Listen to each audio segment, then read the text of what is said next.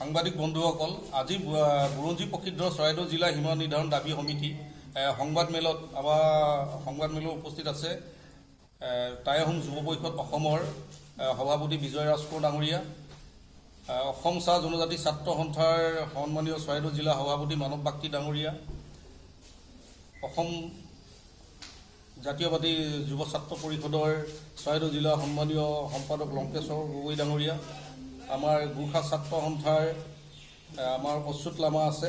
আমি সকলোকে আজি চৰাইদেউ বুৰঞ্জী প্ৰসিদ্ধ চৰাইদেউ জিলা সীমা নিৰ্ধাৰণ দাবী সমিতি এখন সংবাদ মেলত আচলতে এটা কথা আমি স্পষ্ট কৰি দিব বিচাৰিছোঁ, চৰাইদেউ জিলাত চৰাইদেউ মৈদামসমূহ অন্তৰ্ভুক্ত হোৱা নাই। সেয়েহে আমি বাৰম্বাৰ মুখ্যমন্ত্ৰীক আমি দাবী জনাই আহিছোঁ যদিও আজি পৰ্যন্ত কিন্তু ইয়াৰ আমি উচিত সিদ্ধান্তত উপনীত হ'ব পৰা নাই। সেয়ে আজি পুনৰবাৰ আমি মুখ্যমন্ত্ৰী ডাঙৰীয়াক আমি অনুৰোধ জনাব বিচাৰিম, দাবী জনাব বিচাৰিম যে অতি সোনকালে যাতে চৰাইদেউ জিলাত চৰাইদেউ মৈদামসমূহ অন্তৰ্ভুক্ত কৰিব লাগে।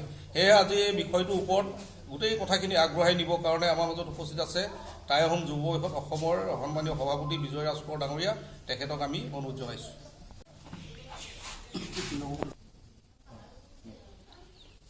ধন্যবাদ। চৰাইদেউ জিলাৰ ভিতৰত চৰাইদেউ মৈদাম ক্ষেত্ৰ ধৰা পেলায়। আচলতে এই কথাখিনি আমি বহুদিনৰ পৰাই পাতি আছোঁ আৰু বিভিন্ন স্মাৰকপত্ৰ বিভিন্ন ব্যক্তিক দিয়া হৈছে। ইতিমধ্যে মোৰ হাতত বহুখন স্মাৰকপত্ৰ আছে। মুখ্যমন্ত্ৰীক দিয়া হৈছিল 11/4/2023। অসমৰ ৰাজ্যপাল গভৰ্ণৰক দিয়া হৈছিল 26 এপ্ৰিল 2023। পুনৰ হিমন্ত বিশ্ব শৰ্মা মুখ্যমন্ত্ৰী আকৌ এখন স্মাৰকপত্ৰ দিয়া হৈছিল 1/2/2024। অসমৰ মুখ্যমন্ত্ৰী মহোদয়ক আকৌ এখন স্মাৰকপত্ৰ দিয়া হৈছিল 8/2/2024। 9/2/2024 জিলা উপায়ুক্ত চৰাইদেউ জিলাক এখন দিয়া হৈছিল। আৰু পুনৰ এনেধৰণে বহুকেইজন ব্যক্তিক আমি বহু স্মাৰকপত্ৰ দিলোঁ আৰু সংবাদ মাধ্যমৰ যোগেদিও আমি বহু কথা ইতিমধ্যে কোৱা হ'ল। আৰু এই ক্ষেত্ৰত আমি যোৱা 26 ফেব্ৰুৱাৰীৰ দিনা আমি চৰাইদেউ জিলা বন্ধ ঘোষণা কৰা হৈছে, কিন্তু মুখ্যমন্ত্ৰীৰ বিশেষ অনুৰোধ মৰ্মে আমি এই বন্ধটো উঠাই দিয়া হ'ল আৰু তেওঁ আমাৰ লগত আলোচনাত বহিল এই চৰাইদেউ জিলাতে 11 মাৰ্চৰ দিনা। আৰু তেওঁ সেইদিনা স্পষ্টকৈ আমাক কোৱা হৈছিল যে যিকোনো বিনিময়ত আৰু অতি শীঘ্ৰেই এই চৰাইদেউ জিলাৰ ভিতৰতেই চৰাইদেউ মৈদাম ক্ষেত্ৰ অন্তৰ্ভুক্ত কৰা হ'ব। তেওঁ আমাক বাৰে বাৰে এটা কথাই কৈছিল যে অতি শীঘ্ৰে আমি ভৰাই দিয়া হ'ব। তাৰ পাছতে নিৰ্বাচন আহিল, আমি কথাখিনি অকণমান ঢিলাই দিয়া হৈছিল যে নিৰ্বাচনৰ পাছত নিশ্চয় কথাখিনি হ'ব। কিন্তু নিৰ্বাচন শেষ হোৱাৰ আজি বহুদিন পাৰ হ'ল আৰু ইতিমধ্যেই চৰাইদেউ যি মৈদাম ক্ষেত্ৰ এয়া বিশ্ব ঐতিহ্য ক্ষেত্ৰ ঘোষণা কৰিবলৈ মাত্ৰ কিছুদিন বাকী আছে, বৰ বেছি সময় নাই। হয়তো এই মাহতে হয়তো ঘোষণা হ'ব।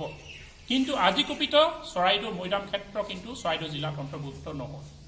আৰু গতিকে আমি চৰাইদেউ জিলাৰ যিখিনি জাতীয় আৰু জনগোষ্ঠীয় সংগঠন বা ৰাইজসকল আছোঁ বা সংবাদ বন্ধুসকল, সংবাদকৰ্মী সকলোৱে আচলতে এই বিষয়ত আমি ক্ষোভিত হৈ পৰিছোঁ যথেষ্ট।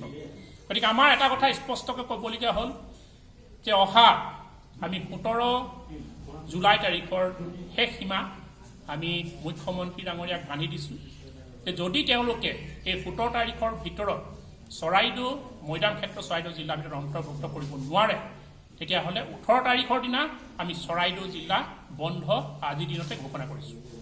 আৰু এটা কথা স্পষ্ট কৰি দিছোঁ, যদি তেওঁলোকে 17 তাৰিখ ভিতৰত কৰি নিদিয়ে, 18 তাৰিখে ইতিমধ্যে আমি চৰাইদেউ জিলা আমি 12 ঘণ্টীয়া বন্ধ ঘোষণা কৰিছোঁ। যদি 18 তাৰিখৰ ভিতৰতো যদি 17 তাৰিখৰ ভিতৰত নহয়, তাৰপিছতো কিন্তু অনিষ্টকালীন আমি বন্ধ ঘোষণা কৰিবলৈ চৰাইদেউ দল সংগঠন বা চৰাইদেউবাসী ৰাইজ কিন্তু আমি বাধ্য হ'ম। আমি বাৰে বাৰে কৈ আছোঁ যে চৰাইদেউ ঘোষণা ক্ষেত্ৰত ঐতিহাসিকভাৱে চৰাইদেউ জিলাত চৰাইদেউ মৈদাম ক্ষেত্ৰ অন্তৰ্ভুক্ত কৰি হ'ব লাগে। এয়া কিন্তু ঐতিহাসিকভাৱে সত্য। গতিকে মুখ্যমন্ত্ৰীয়ে এই কথাটো গুৰুত্ব সহকাৰে লওক আৰু অতি শীঘ্ৰে 17 তাৰিখৰ ভিতৰত এই মীমাংসা কৰি দিব বুলি আমি আশা কৰিম। ধন্যবাদ।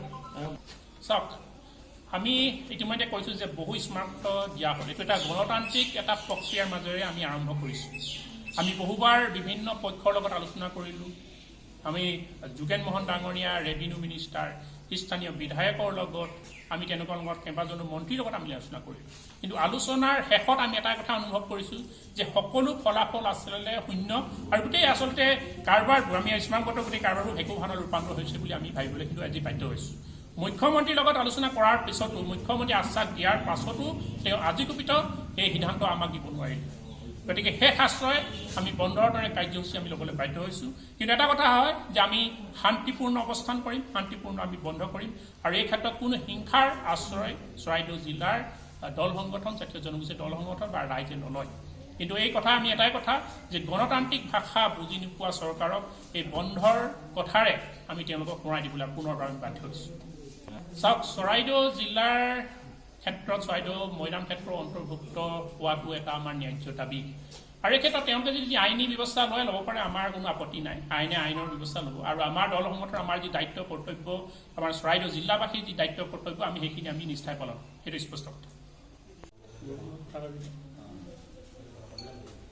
বিষয়টো অতি দুৰ্ভাগ্যজনক, কাৰণ আপোনালোকে দেখিছে যে চৰাইদেউ মৈদাম ক্ষেত্ৰ চৰাইদেউ জিলাত হ'ব নে শিৱসাগৰ জিলাত অন্তৰ্ভুক্ত হ'ব, আজিৰ তাৰিখত সীমা নিৰ্ধাৰণ কৰিব নোৱাৰাটো, স্থিতি স্পষ্ট কৰিব নোৱাৰাটো ৰাজ্য চৰকাৰৰ আচলতে এটা অতি দুৰ্ভাগ্যজনক।